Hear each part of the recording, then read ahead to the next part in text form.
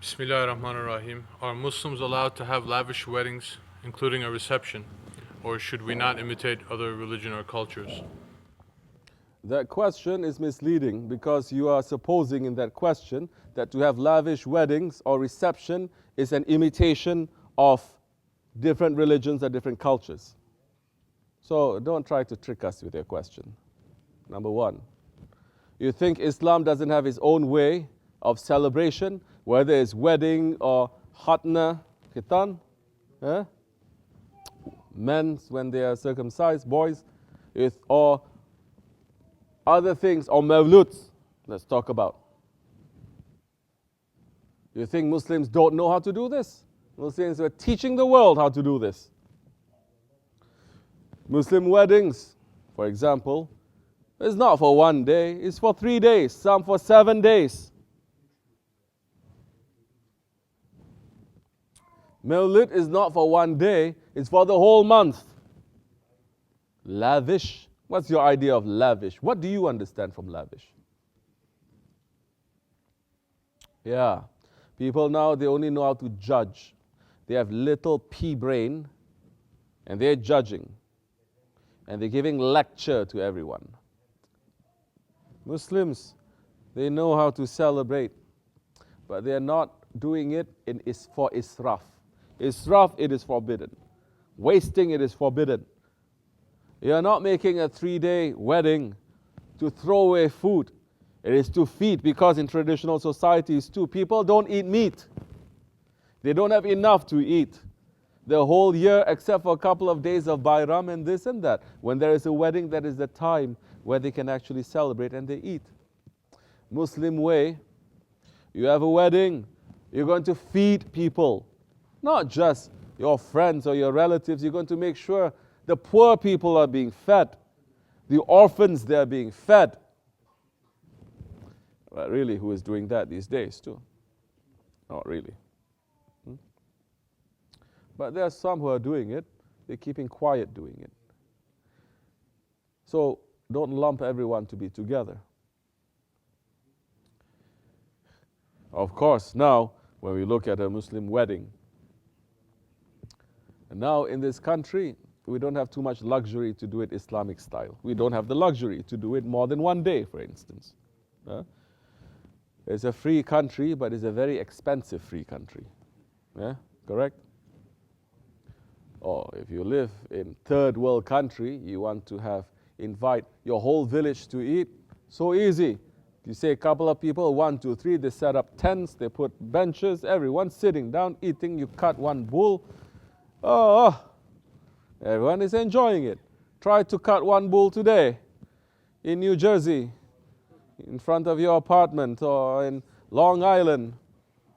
Yeah, you think you can do that? You want to rent a tent? Thousands of dollars now you have to rent. So now we are caught in this system. You can still do it, but like I said, israf. Look at what is wasting and what isn't. Do not waste. Then you're going to curb yourself. Don't waste.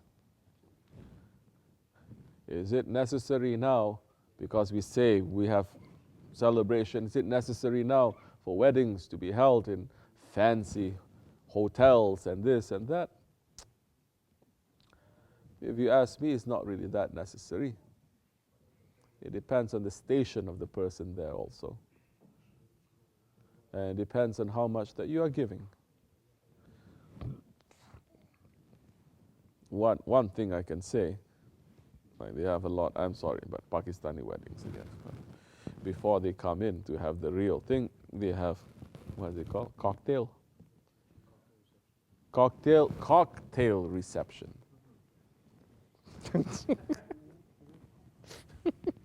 Okay, wait.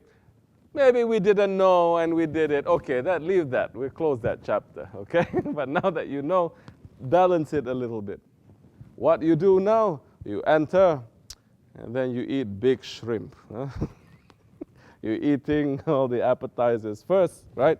Samosa, standing up, eating. And eating, standing up. Then later, it's going to start, you sit down, shardi madi happening.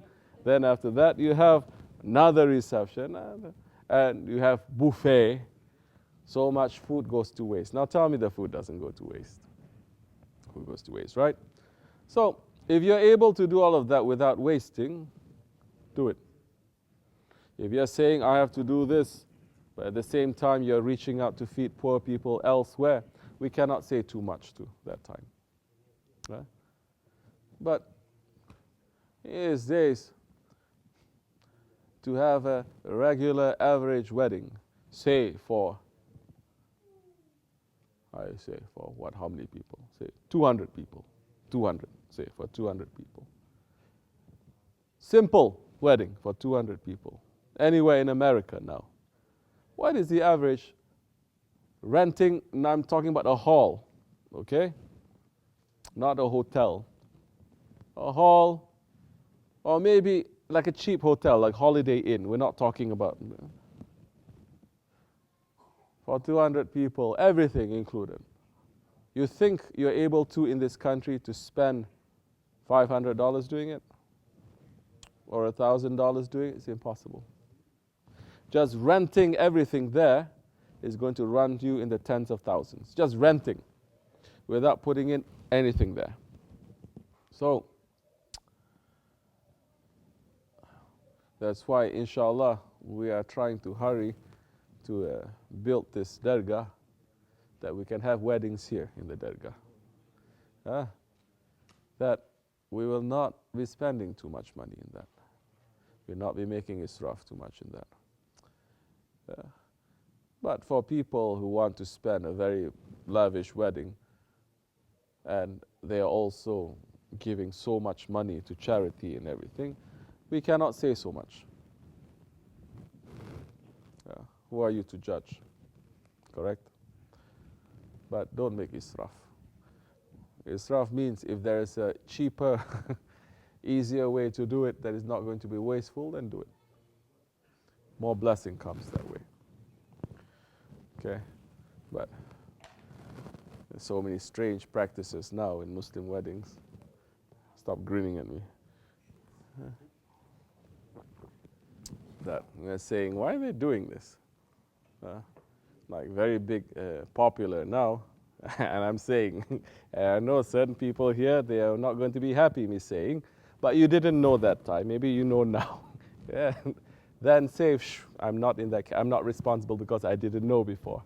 Now everyone wants to have Mendi party, like it is a Bollywood movie, correct? With dance items and everything. Okay, you want to have henna night. For women together to put henna.